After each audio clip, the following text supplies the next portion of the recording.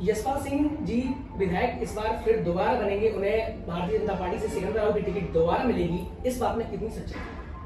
मैं इस पर कुछ नहीं कह पाऊंगा क्योंकि अभी वर्तमान चुनाव की घोषणा नहीं, क्योंकि ऐसी जनता के बीच में चर्चा है कि आप पुनः एक आखिरी नाम हो वर्तमान सिकंदराव विधायक विजय सिंह वो आदि विधायक। नमस्कार, मैं शशांक पाटिल, स्वागत है आपका आज के हमारे इस विशेष प्रोग्राम में।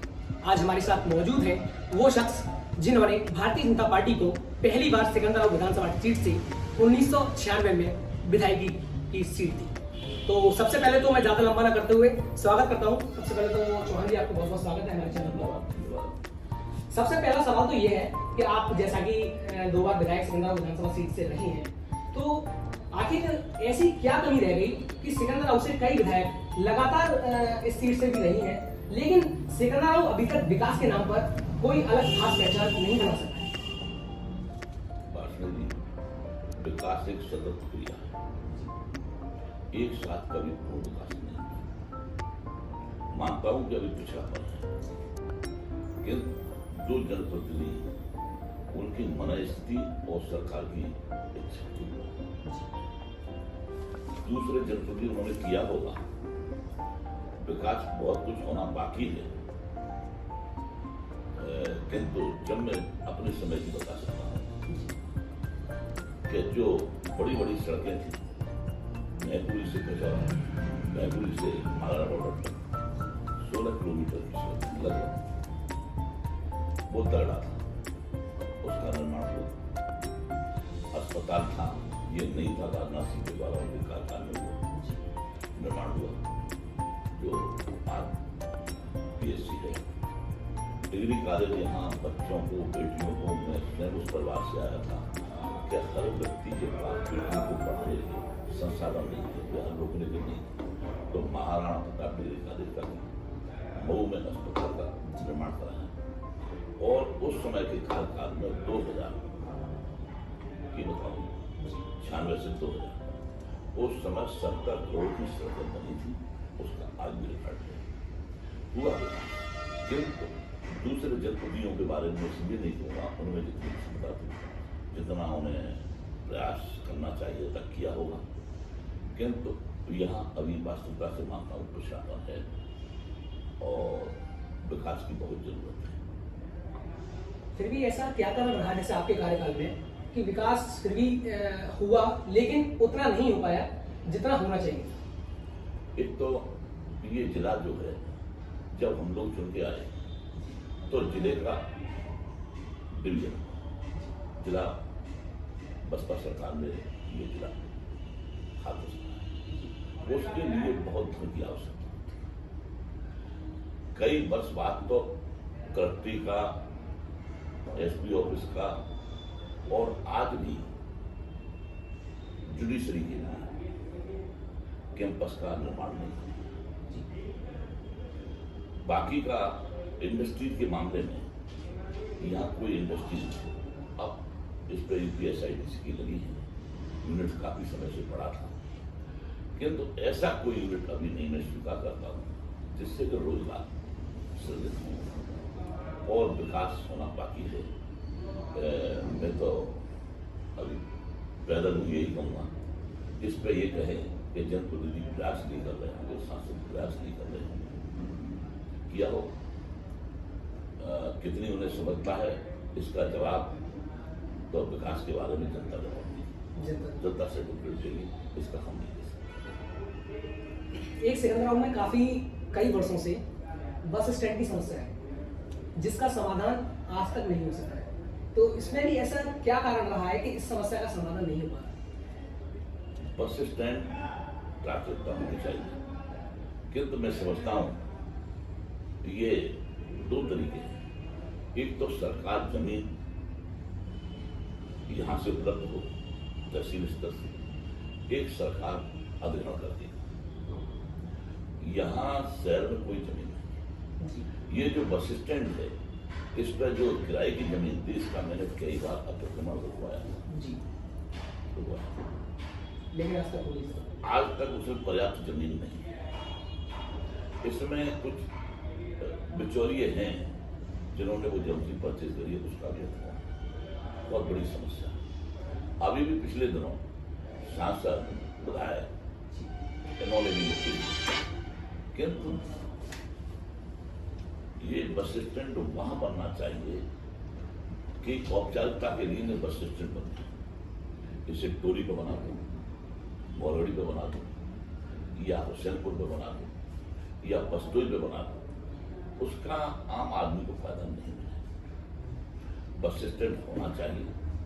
और मुझे लगता है कि अभी कोई ऐसी जगह उपलब्ध नहीं है, या तो सरकार खरीद के दे, अधिग्रहण करके दे, नगर पालिका की या ग्राम सभा की ऐसी जगह नहीं है। जनता के दिमाग में भी यही समस्या बनी हुई है, जैसे बस स्टैंड अगर कहीं शहर से दूर जाकर बनता है तो उन्हें रात बिरात में आने की समस्या, उन्हें सुरक्षा और लूटपाट शुरू होगा। जी जी बहन बेटी सुरक्षित नहीं है, जी व्यापारी सुरक्षित नहीं है। और मुझे नहीं लगता कि अभी कोई ऐसी जगह उपलब्ध हो जहाँ से बस। तो क्या ये कार्य ऐसा ही आगे खिंचता रहेगा या फिर इसका कोई समाधान नहीं मिलेगा? नहीं, इसका तो अभी वर्तमान जनप्रतिनिधि कितना सरकार के स्तर पर दबाव बनाया है, कितना विधानसभा में ये विषय रखा है, कितना अधिकारी ने उस स्तर पर रखा है, ये उसका जवाब पूछ देना। जैसा कि 2017 विधानसभा चुनाव में पार्टी को जबरदस्त बहुमत हासिल हुआ था और लगभग 311 सीटें मिली, क्या 2022 में पार्टी वही बहुमत दोबारा पाई? मैं कहता हूँ उससे ज्यादा नहीं बना सकती। हाँ, योगी जी ने, माननीय मुख्यमंत्री उत्तर प्रदेश ने, उन्होंने अपराध की ये स्वीकार करना पड़ेगा कि बहन बेटी, गांव का आदमी, व्यवसायी रात में जाने का जोखिम नहीं था। आज प्रया अपराध मुक्त होके, निर्भय होके उस थाना में जाना है। अपराध में जो रंगदारी थी, या हमारे सिकंदरा में कभी रंगदारी नहीं थी, जमीन के माफिया थे, उन्होंने जमीन पर कब्जे किए, उन पर अंकुश लगा है। और योगी जी की वजह से उत्तर प्रदेश छोड़ के भागे हैं या शिक्षा करते हैं। तो जनता यही चाहती है कि सरकार इससे ज्यादा नहीं। यशपाल सिंह जी विधायक इस बार फिर दोबारा बनेंगे, उन्हें भारतीय जनता पार्टी से सिकंदराबाद की टिकट दोबारा मिलेगी, इस बात में कितनी सच्चाई है? मैं इस पर कुछ नहीं कह पाऊंगा, क्योंकि अभी वर्तमान चुनाव की घोषणा नहीं है। क्योंकि ऐसी जनता के बीच में चर्चा है कि आप पुनः इलेक्शन लड़ेंगे और जनता के बीच फिर एक बार अपनी सेवाएं देंगे। ये बात सही है कि ये पार्टी का निर्णय है। पहले जो वर्तमान विधायक बैठा है, मैं दीवारों पर देखता हूँ लिखे हुए हैं, हो सकता है उन्हें कहीं से आश्वासन मिला, टोले वालों को कहीं से आश्वासन, मुझे तो कहीं से आश्वासन नहीं मिला कि आपको से देंगे। और जब पार्टी ऐसा प्रचार करती है तो ये जिम्मेदारी देती है, तो जनता के भी दिखाऊंगा और विकास की जो आपने समस्या गिनाई उनके लिए। यानी कि आप टिकट की दावेदारी पेश कर रहे हैं? नहीं, जब तक नहीं करूंगा, जब तक के ये तो क्लियर हो कि टिकट कटनी है कि नहीं कटनी जी। जब सीटी कुर्सी खाली नहीं है तो मैं कहां से बैठ जाऊंगा? अगला सवाल ये है कि जैसा कि अगर आपका नाम प्रस्तावित होता है, लेकिन सिकंदराबाद में कई भाजपा कार्यकर्ता इस समय टिकट की दावेदारी प्रस्तुत कर रहे हैं, तो आपका ऐसा वो कौन सा कार्य है जो आपको उन सबसे अलग बनाएगा? पार्टी नेतृत्व उन्हें नकार कर सबसे पहले आपको टिकट देगा। जनता का विश्वास, जनता का विश्वास, मुझे विश्वास है, जनता को मेरे को विश्वास। फिर भी आपकी ऐसी कौन सी बड़ी उपलब्धि होगी जो आपके शासनकाल के दौरान? मैंने जैसे योगी जी ने कहा, ये पिछले इतिहास में जाएं, उनकी ऑडियो देखें, अखबारों में देखें, राजनाथ सिंह के समय मैंने मंच से कहा था और भी कई बार चुनावी सभा में कि अपराधी के वोट से मैं जीत सकता हूँ, तो मुझे वो वोट देते मुझे हार स्वीकार है, तो मैंने कभी अपराधी का साथ नहीं दिया। ऐसे जनप्रतिनिधि मैंने देखे हैं कि अपराधी जेल जाता है और जेल में जाके उससे मुलाकात करते हैं। मैं तो आज तक जेल में कभी आंदोलन के रूप में तो जेल में गया, किंतु अपराधियों से मैंने कभी जेल में नहीं गया। और थाने तहसील ये यहाँ के प्रमाण हैं, ये बता दें कि कभी किसी अपराधी को मैंने संरक्षण या उनकी सिफारिश की अपराधी का स्थान पर केवल सीट हो गया। जैसा कि 1991 में राम लहर थी प्रदेश के अंदर, लेकिन सिकंदरा विधानसभा सीट से भी भाजपा टिकट न निकाल सकी। लेकिन जब 1996 के समय आपको टिकट दिया गया तो आपकी सीट एकदम अच्छे तरीके से यहाँ से निकली। तो ऐसा आपने क्या करिश्मा दिखाया कि आप यहाँ से जीत गए? वो चुनाव 96 वाला 91 और 93 ये स्वीकार करता हूँ राम लहर थी जी। 96 में ये सवाल इसीलिए है क्योंकि पार्टी का स्टूडेंट से राष्ट्रवाद और स्टूडेंट से जी। मैं इधर आया और भारतीय किसान संघ में काम किया। तो ऊपर वालों ने सोचा तो परमिशन जी थे, शंकरदा जी थे और संघ के वरिष्ठ और भाजपा, उन्होंने विचार किया कि ये इस बार सीट निकाल सकते हैं। तो मैं इस क्षेत्र में नहीं था, तो उधर मुझे भेजा और टिकट भी और जनता के आशीर्वाद से सफलता प्राप्त हुई। सन 52 से 96 तक पूरी भाजपा की और पार्टी के विश्वास को मैं पूरा किया। जब भी 2007 में भी कभी हवा का हमें मौका नहीं मिला, जैसे हवा होती है पार्टियों की। संघर्ष में बड़े बड़े माफिया दिग्गज सामने आए, किंतु जनता के आशीर्वाद से, जनता के सहयोग से उन्हें भी मात देने का काम किया। ये मैं मेरी नहीं, जनता का विश्वास था। आखिर ऐसा वो कौन सा कारण रहा कि जिस पार्टी से आप 2 बार विधायक रहे, आखिर लास्ट में ऐसी क्या लालच नहीं रही कि आपको उसको छोड़कर जाना पड़ा? ये परिस्थिति करा दी थी, बस एक ही सब परिस्थिति और जनता। अगला सवाल यह है कि उत्तर प्रदेश के पूर्व मुख्यमंत्री अखिलेश यादव इस समय 400 से ज्यादा सीटें 2022 के चुनाव में लाने की दावेदारी कर रही है। इस बात में कितनी सच्चाई है? नहीं, वो ये सवाल इसीलिए क्योंकि पूरे प्रदेश में 403 सीटें हैं, आंग्ल भारतीय की सिर्फ एक सीट लगा ली जाए तो 404 सीटें हैं, उसमें से 400 सीटें, ऐसा कैसे संभव है? उनके दबा स्वप्न हैं और अखिलेश जी योगी जी की सरकार बनी, अखिलेश की सरकार नहीं। योगी जी की नेतृत्व में चुनाव होगा, जो योगी जी की सरकार बनाएगी जी। पार्टी की भविष्य की रणनीति क्या होगी? इसका तो मैं पार्टी का प्रवक्ता नहीं। इसके बारे में तो जो अधिकृत लोग हैं वही, वैसे पार्टी मंडल से लेकर देहात के बूथ तक और पन्ना प्रमुख बड़ी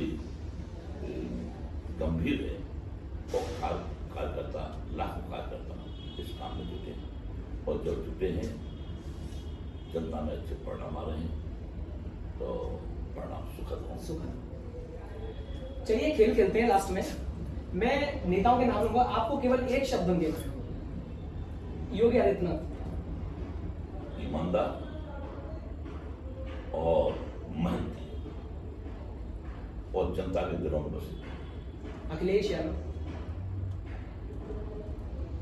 कोई टिप्पणी जब मैंने उनके बारे में कर दी, प्रदेश में सर्वाधिक पॉपुलरिटी और सर्वाधिक ईमानदारी माननीय योगी जी की है, तो इसके बारे में दूसरे के बारे में सोचना हम लोगों की मायावती बेईमानी होगी।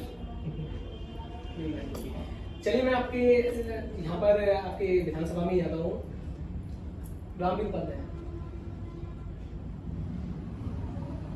जैसा अभी राजनीति लाली है, उनकी पत्नी पार्टी के अंदर थी, यहाँ नहीं थी, तब भी उन्हें जिताने का काम इतना सहयोग कर सकता था, जो भाजपा सभा शामिल करके उनको सहयोग किया।